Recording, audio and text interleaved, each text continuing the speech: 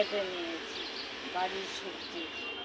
আমার ছাদে কাজ চলছে, তার জন্য আমি আর তোমাদের সঙ্গে শেয়ার করতে পারবো না বলে আমি আজকে লাউয়ের ডুগা রেখেছি।